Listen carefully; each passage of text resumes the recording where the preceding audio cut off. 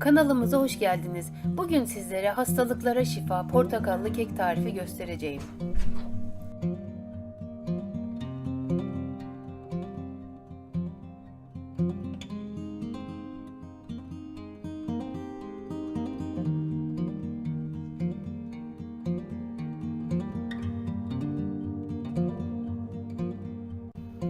İlk olarak kabımıza 4 adet yumurtayı kırıp 1 bardak şeker ekliyoruz ve 3-4 dakika çırpıyoruz.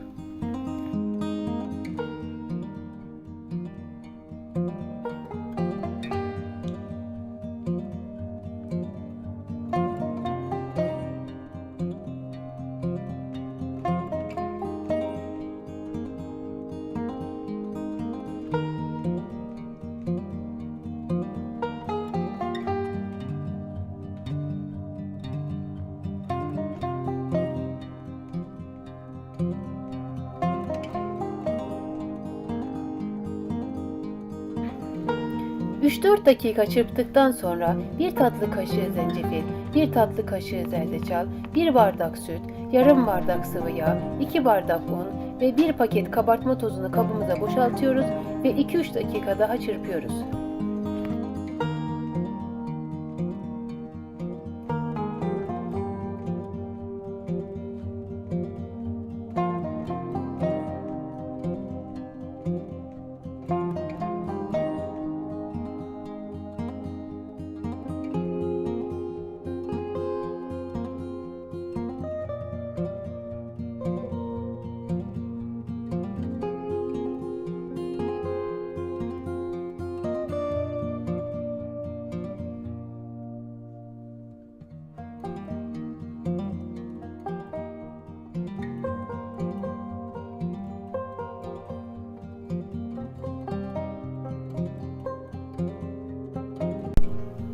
Bundan sonra dikdörtgen borcam kabımızı yağlayıp hazırladığımız kek karışımını döküyoruz. Önceden ısıttığımız 180 derecelik fırınımızda 25-30 dakika pişiriyoruz.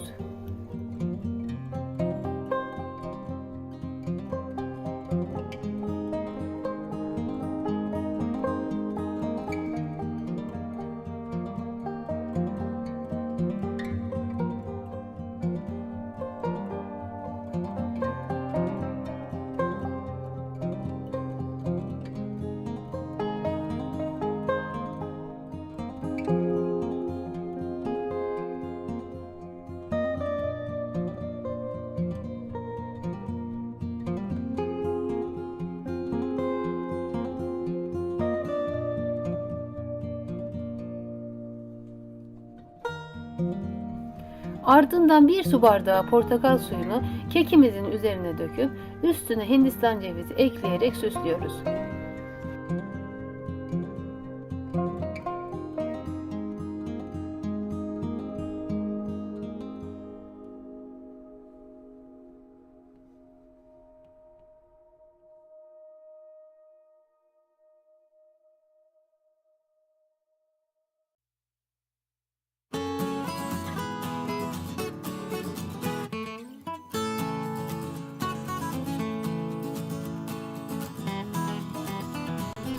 Kekimiz hazır. Afiyet olsun.